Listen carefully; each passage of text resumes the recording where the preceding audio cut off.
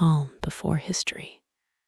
Ah, my dear listener, settle in, draw your covers close, and let the flickering shadows of the past dance across your mind. Tonight, we travel far, far back, not to the age of myth, but to a time when two vast, magnificent worlds stood on a knife's edge, balanced precariously over the heart of Europe. The year is 1683, and the air across the great plains of Hungary and Austria is thick with an unspoken dread, a deep, resonant silence that precedes a tremendous thunderclap. Imagine the Danube River, that silver serpent coiling through the continent, reflecting a world divided. To the east, stretching across Anatolia, the Levant, and North Africa, lay the sprawling, glorious, yet aging edifice of the Ottoman Empire. For centuries, this empire, the Sublime Porte, had been the undisputed master of the Mediterranean and the Balkans. Its power was woven into the very fabric of history.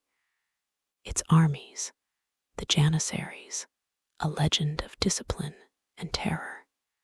Their capital, Istanbul, the former Constantinople, was a city of impossible splendor, where gilded domes caught the sun, and the call to prayer drifted over bustling bazaars filled with silks, spices, and the heavy perfume of power.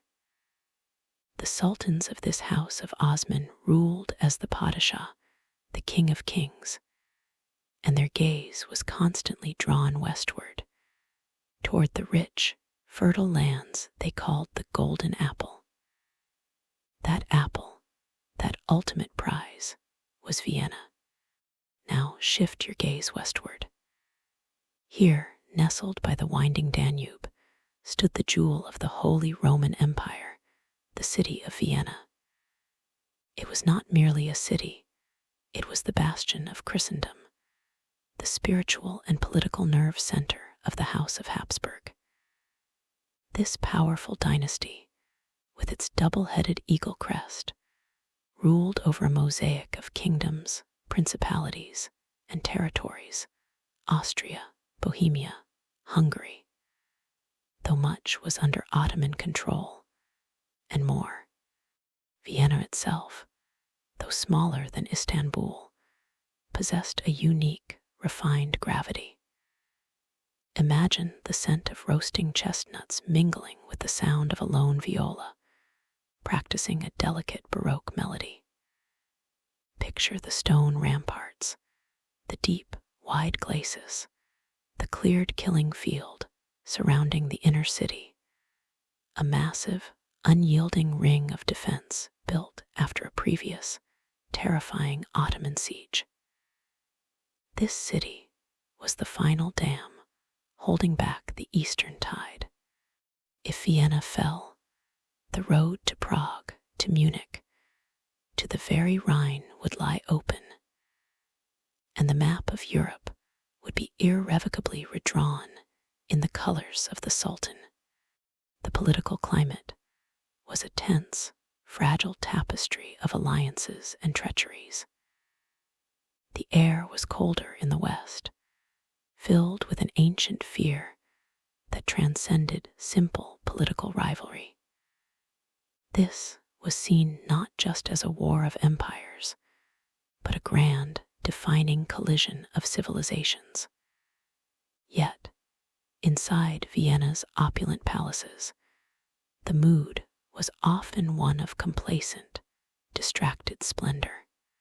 The emperor, surrounded by his courtiers, often underestimated the immense, slow-grinding engine of Ottoman ambition, dismissing it as a faraway rumble. But beneath the surface of balls and intrigue, the preparations had begun, subtle at first, then frantic. Across the vast plains of Hungary, the Ottoman war machine was gathering thousands upon thousands of camels, horses, cannons, and men, converging like iron filings drawn to a magnet. The world was about to hold its breath. The silence before the storm was beautiful and utterly terrifying. Chapter 2. The cast of real characters. The stage is set, my listener, but a great drama requires great players. Let us meet the historical souls whose ambitions, fears, and fateful decisions wove the destiny of a continent. Close your eyes and see them emerge from the mists of time, each a singular force in this epic collision. First, we turn our attention to the sublime Porte, the heart of the Ottoman power. We meet Kara Mustafa Pasha, the Grand Vizier, the second most powerful man in the world, holding the Sultan's absolute authority. Kara Mustafa Pasha, the ambitious vizier crescent moon. Picture a man of impressive, almost imposing presence, with a deep, shrewd gaze that missed nothing. Kara Mustafa was not a man of subtle politics. He was a man consumed by a singular, burning ambition to succeed where all others had failed, to be the one who finally, definitively, planted the banner of the Prophet in the heart of the golden apple. He dreamt not of mere victory, but of a glory so profound it would eclipse the achievements of all previous viziers. He was known for his meticulous organization, his relentless drive, and a certain cold arrogance. He believed in the divine inevitability of Ottoman triumph. His secret fear, whispered only in the deepest silence of his soul, was the crushing weight of expectation, the fear of disappointing his sultan and history itself. His hand, often resting on the hilt of his jeweled dagger, trembled slightly, not from fear, but from the sheer, overwhelming will to conquer. For him, failure was not an option. It was a cosmic impossibility. His greed extended beyond glory. He dreamed of the riches of Vienna's treasury, imagining his own personal wealth becoming legendary. He was the unstoppable force, convinced that the walls of Vienna were mere parchment before his might. Now let us cross the chasm of conflict and look upon the rulers of the West, beginning with the emperor himself, Leopold I, the pious Emperor Eagle. Behold the Holy Roman Emperor, Leopold I, a man whose features, captured in portraits, betray a certain melancholy and deep piety. He was a Habsburg born to rule, yet possessed of a character more suited to the quiet study of music and theology than the brutal realities of war. Small in stature, often dressed in somber black, Leopold was initially paralyzed by the impending threat. His great fear was a spiritual one, that God had abandoned his people, that this siege was divine retribution. His ambition was not territorial, but one of preservation and religious defense.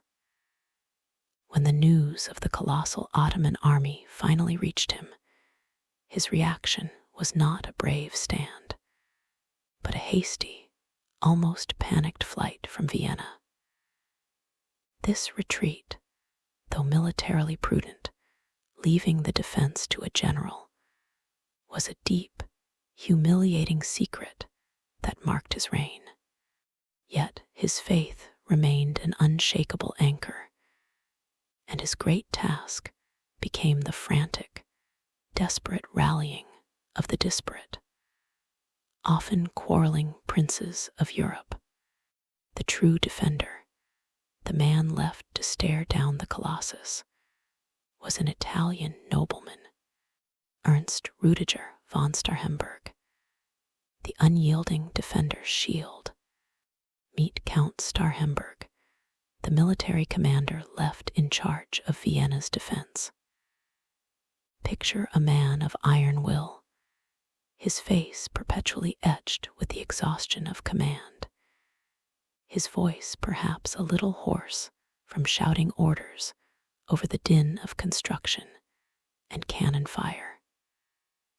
Starhemberg was the definition of stoic determination. His great virtue was his absolute refusal to surrender, even when the situation seemed utterly hopeless. His personal philosophy was simple. Vienna must hold. His fear was not death, but the psychological breaking point of his men, the moment when hunger, disease, and the constant shelling would finally shatter their resolve. He suffered greatly from a recurring fever, but his illness was his armor. He pushed himself beyond human limits, knowing that if the commander faltered, the city would fall. He was the rock upon which Kara Mustafa's massive wave would break. And finally, the savior, the man who would ride out of the north, a monarch of legendary courage, Jan I Sobieski, the Lion of Lekistan crown. From the Polish-Lithuanian Commonwealth came Jan I Sobieski, the King of Poland, a man whose reputation preceded him like a thundercloud. Tall, robust, with an imposing, yet often smiling, face, Sobieski was a warrior king in the truest sense. He had spent his life battling the Ottomans, the Tatars, and all invaders, and he understood the enemy perhaps better than anyone in the West. His ambition was to secure his dynasty and solidify Poland's position as the great defender of Christendom. His greatest secret was his intense, passionate love for his French wife, Queen Marie Casimir, to whom he wrote long, heartfelt letters even while on campaign. His fear was twofold: that the bickering German princes would delay their armies until Vienna fell, and that his beloved Poland would be left vulnerable in his absence. He viewed the call to save Vienna as his personal, glorious destiny, the crowning achievement of his life. He was the thunder and the lighting of the rescue, the hope of millions. These four, the arrogant vizier, the pious emperor, the stoic defender, and the heroic king, would soon meet in the fiery crucible of history. Chapter 3: Rising Storm. The stage is illuminated. The actors know their parts. And now, my listener, feel the tension begin to coil like a drawn bowstring. The great conflict did not erupt overnight. It was a slow, inexorable gathering of darkness. The genesis of the siege lay in a familiar, agonizing problem for the Habsburgs: Hungary. A large portion of their Hungarian lands had long been contested, occupied, or ruled by the Ottomans. And in the small, fiercely independent pocket of Upper Hungary, present-day Slovakia, a nobleman named Imre Thurkerli led a rebellious faction known as the Kuruk, who bitterly resented Habsburg rule. Thurkerli, seeing an opportunity in the shifting political sands, made a fateful, treasonous decision. He aligned himself with the Ottoman Sultan, named IV. This was the spark that Kara Mustafa Pasha had been waiting for. For him, Thurkerli's appeal for aid was not an alliance, but a pretext for total war. the vizier convinced the aging sultan that the time was ripe, that the Christian powers were weak and divided. France's King Louis XIV was distracted, and the German princes were famously slow to move. The true goal, always, was not merely to put down a rebellion or annex more of Hungary, but the final conquest of Vienna. Starting in the late autumn of 1682, the mobilization began. It was not a swift, stealthy movement, but a spectacle of immense, terrifying scale that sent shivers throughout the continent. Across the vast plains of the Ottoman-controlled Balkans, the different contingents of the imperial army, the Capiculu, began their agonizingly slow march. Imagine, if you can, the sheer logistics. Over 150,000 men assembling. The sound was a low, constant roar that traveled for miles. The creak of thousands of wooden cartwheels, the snort and stamp of tens of thousands of horses and camels, the rhythmic, metallic clinking of weapons and armor, and the muted, deep drumming that set the pace for the immense columns. The sensory details of this march were overwhelming. The very earth seemed to tremble. The sight was a river of humanity, a kaleidoscope of uniforms and banners, the elite, disciplined janissaries, with their distinctive white, felt caps, the light, swift Tatar cavalry from the Crimea, cruel and eager for plunder, and the heavy artillery trains, the enormous cannon drawn by teams of oxen, their progress measured in weary, grinding miles per day. The smells were a rich, overwhelming blend. The sweat of men and beasts, the dust of the road, the smoke from thousands of cooking fires, and the heavy, musky scent of exotic spices carried in the baggage train. In Vienna, the news arrived in confused, desperate bursts. The Emperor Leopold, I initially refused to believe the scale of the threat. The Habsburg court, decadent and slow, was caught completely off guard. By the time the full horror of the Ottoman intention became clear, that this was not a border skirmish, but a siege, a wave of sheer panic swept over the city.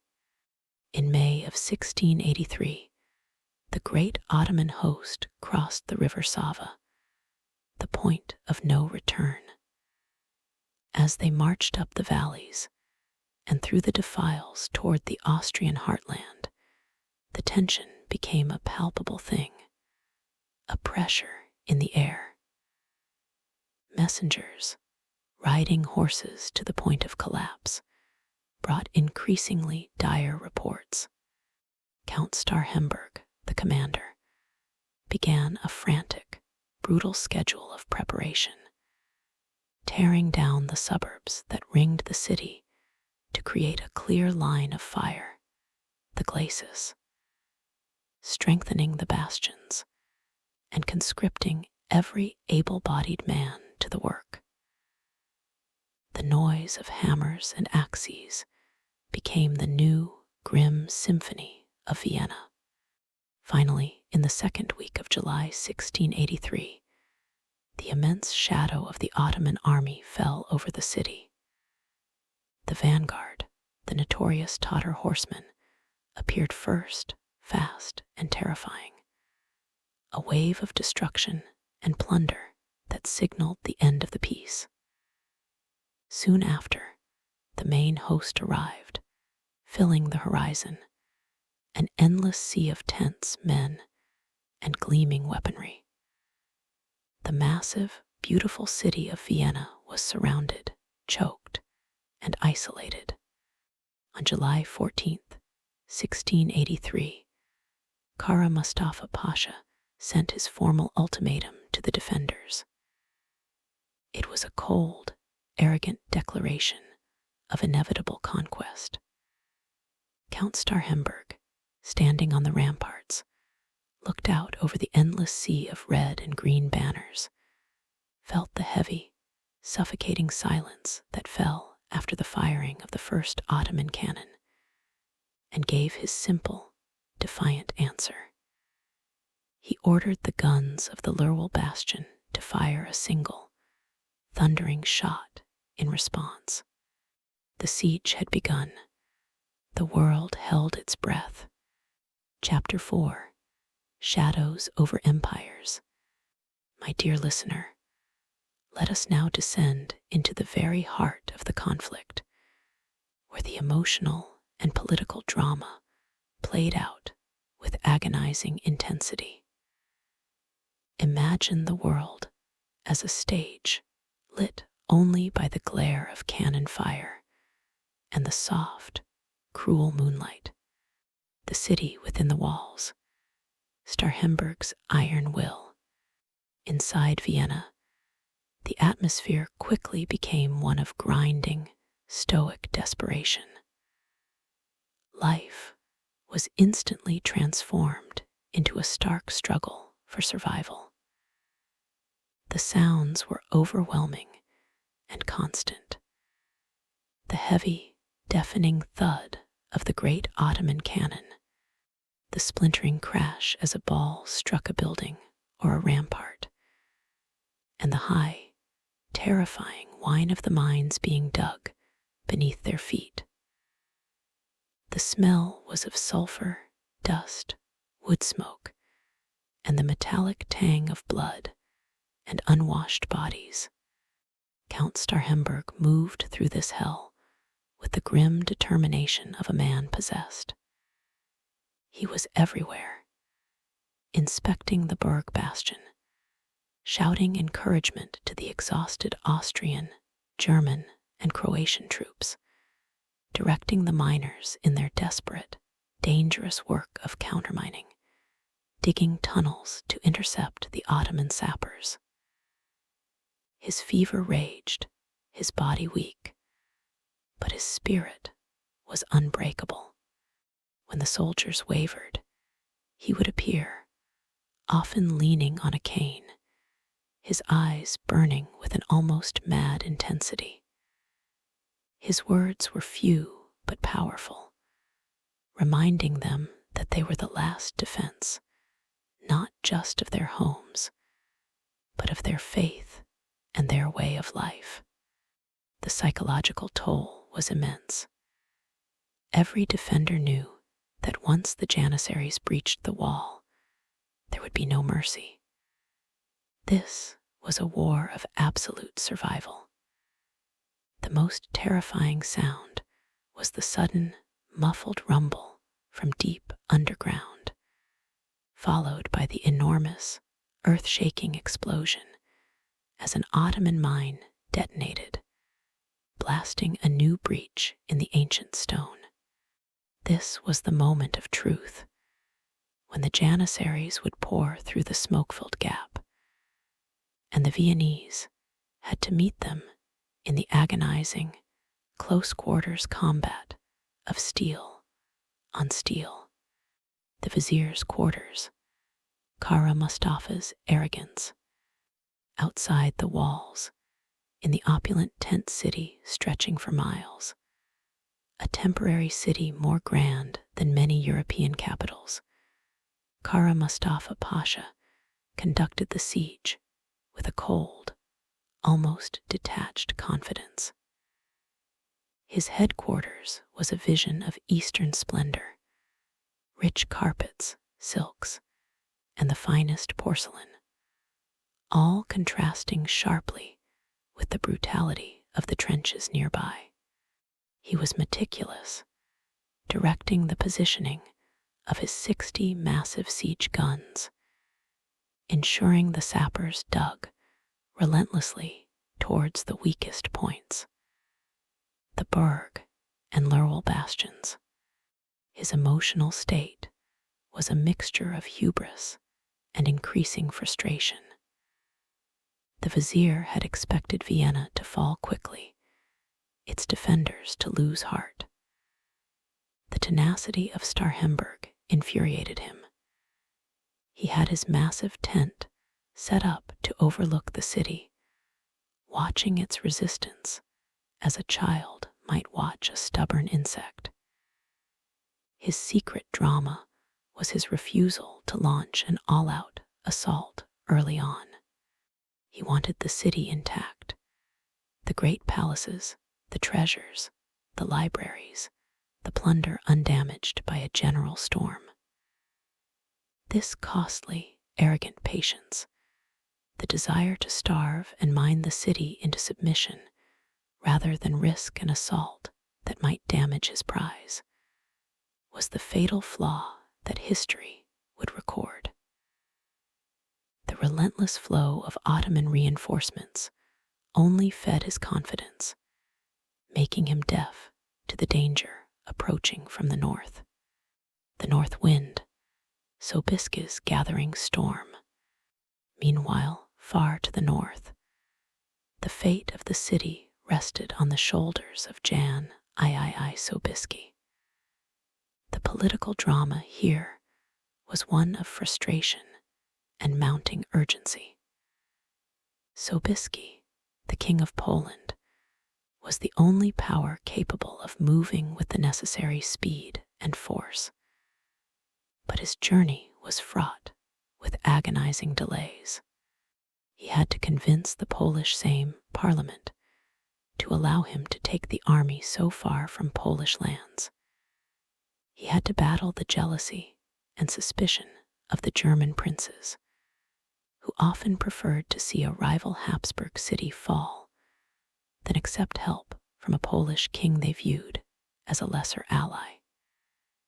His personal stress was immense.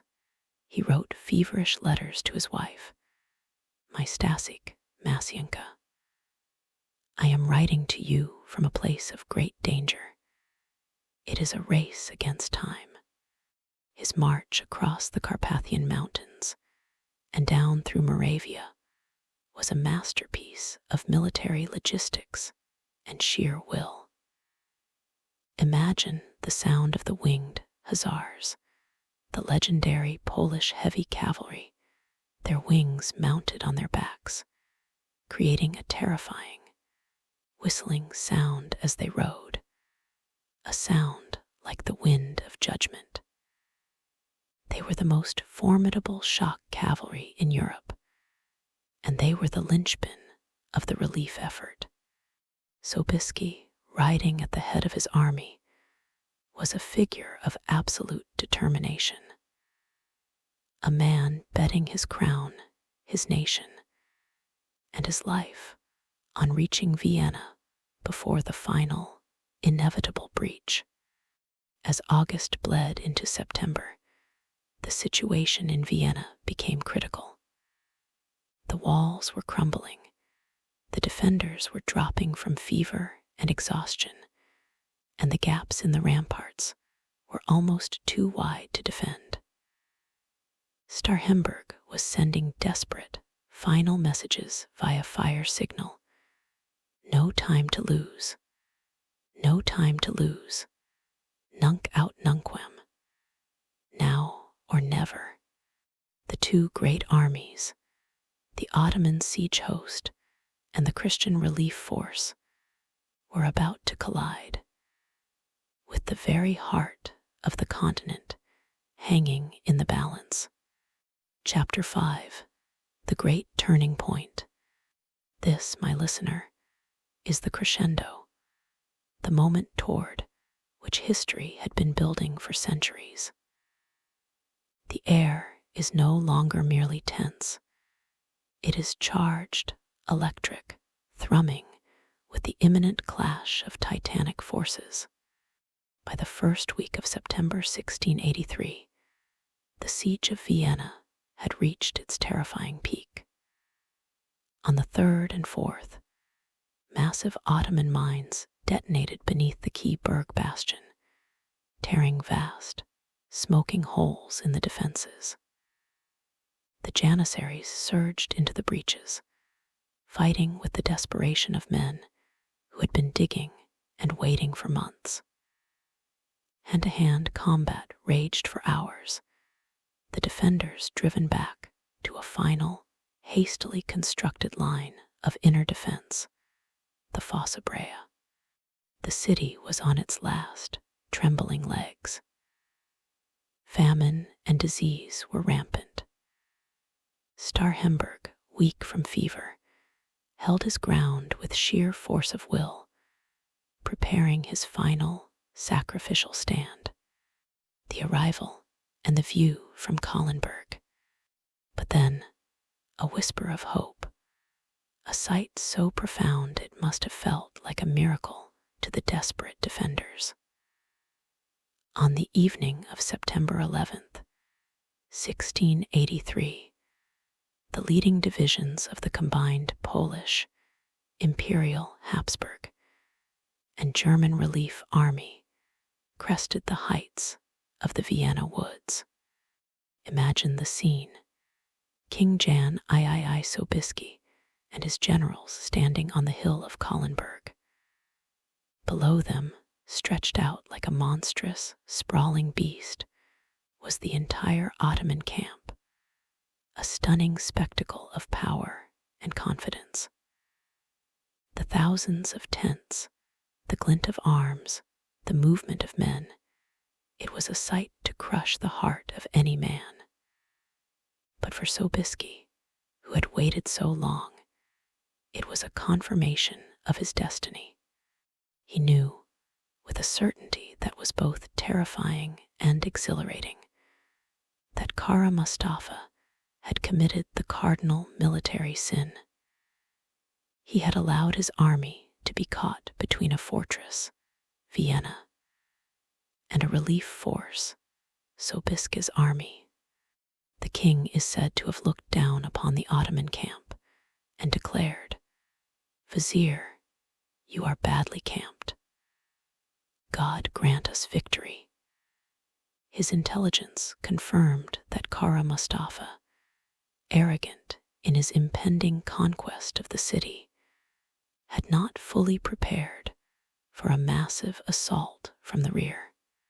He had left the Ottoman flanks exposed, and crucially, had placed his own army and siege guns between the relieving force and the final conquest of Vienna. The battle begins. Dawn, September 12th. At dawn on September 12th, the battle began with the opening salvos of the Allied German and Imperial infantry on the left and center flanks. This was a necessary distraction, a slow, grinding advance through the rugged terrain of the Vienna woods, designed to tie down the bulk of the Ottoman infantry and artillery. The noise was immense, a deafening symphony of musketry, cannon fire, and the shouts of men. Kara Mustafa, jolted from his complacency, directed his reserves to meet this frontal threat, never truly believing that the entire Polish army was arrayed for a final, decisive blow. All morning, the battle raged. The Ottoman troops fought fiercely, their belief in their vizier and their cause still strong. But the terrain was against them, and the pressure on the center of their line grew relentless. The great charge of the Hussars. Then around 4:00 p.m., the moment arrived. Sobieski, having patiently waited for the decisive break in the Ottoman lines, gave the signal. The entire Polish cavalry, supported by Austrian and German cavalry units, totaling some 20,000 horsemen, including 3,000 of the awe-inspiring Winged Hussars, began their descent. Imagine, my listener, the sight and sound of this charge. It was the largest cavalry charge in the history of warfare. They emerged from the cover of the woods, a glittering, unstoppable avalanche of steel, horseflesh, and feathered wings. The sound, not just the thunder of hooves, but the strange, terrifying whistling or buzzing sound made by the hussars' immense wings, a psychological weapon that must have seemed like the coming of avenging angels to the terrified Ottoman soldiers who were suddenly exposed. The sight, the hussars, clad in partial gleaming armor, their long copia lances topped with colorful pennants, riding in tightly packed, wedge-shaped formations, were a visual shock. They were the epitome of power, weight, and speed. The charge struck the exhausted, surprised, and disoriented Ottoman center and command post like a force of nature. The impact was shattering. Kara Mustafa, suddenly realizing the full, terrifying scope of the attack, tried frantically to rally his forces, but it was too late. The momentum of the hussars was irresistible. They sliced through the Ottoman lines, directly toward the vizier's headquarters. Panic instantly spread through the Ottoman camp. The Grand Vizier, realizing the magnitude of the disaster, ordered a hasty, desperate retreat. He knew the battle was lost, not just the day, but perhaps the entire campaign. In a fit of cold fury and despair, he ordered the massacre of 30,000 Christian captives held in his camp before he fled, taking with him the holy standard of the Prophet, but leaving behind the Grand Vizier's personal banner and his priceless, opulent treasure. By 6:00 p.m., Sobieski had entered the deserted, luxurious tents of Kara Mustafa, finding a magnificent, silk-lined world abandoned in a moment of panic. The king sent a messenger to Pope Innocent XI, adapting the words of Julius Caesar. Veni, vidi, Deus visit. I came, I saw, God conquered. Below him, in the smoke and dust of the trenches, Count Starhemberg and his skeletal, exhausted defenders, having held out for nearly 2 months, realized the siege was broken. The city was saved. The tide had turned with the force of an armored, winged fist. Chapter 6: Aftermath and Echoes. Now, my listener, the roar of the cannons fades, the dust settles, and we enter the quiet, profound final act of our story. Let the atmosphere become still, reflective, and serene, like the calm waters of the Danube after a violent storm. The immediate aftermath of the Battle of Vienna was a mix of ecstatic relief and stunned realization. The celebrations and the sorrow. Sobieski was hailed as the savior of Vienna and Western civilization. When he finally rode through the breaches and into the battered city, the citizens and the surviving defenders erupted in a frenzy of joy. Yet, this great triumph was tempered by the grim reality. The city was a wreck, battered, starved, and riddled with disease. The celebrations were muted by the sight of the thousands of dead, both within the walls and strewn across the hillsides where the great battle had raged. The king, in his moment of greatest glory, was subjected to the petty jealousies of his German allies. Emperor Leopold I, the monarch whose city had been saved, returned only after Sobieski had left, and when he did, he refused to greet his savior as an equal, a deep political wound that tarnished the glow of the victory. The divisions of Europe, even in the face of a common threat, remained sadly deep. The fate of the main characters, the turning of the tide, had swift, merciless consequences for our main players. Kara Mustafa Pasha made a disastrous retreat, plagued by disease and hunger, and harassed by the vengeful imperial armies. He was not permitted the luxury of being a survivor. Upon reaching Belgrade by order of his master, Sultan maimed IV, who was furious and humiliated by the loss of the golden apple and the treasures left behind. Kara Mustafa was executed. The customary silk cord was used, and his head was sent back to Istanbul as a grisly testament to the price of failure. His ambition had brought down the full wrath of the Ottoman state upon him. Count Starhemberg, the unyielding defender, was revered as a hero, but the siege had broken his health. He continued to serve the Habsburgs, but the scars of the 60-day ordeal were permanent. He was granted the title of Field Marshal and lived out his years as a testament to stoic courage, forever marked by the fever and the constant, crushing stress of the siege.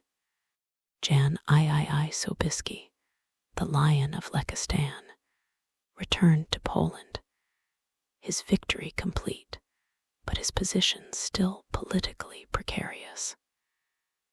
He spent the remainder of his reign fighting to secure his legacy, a warrior who had saved Europe, but whose own nation would, in the centuries to come, struggle for its independence.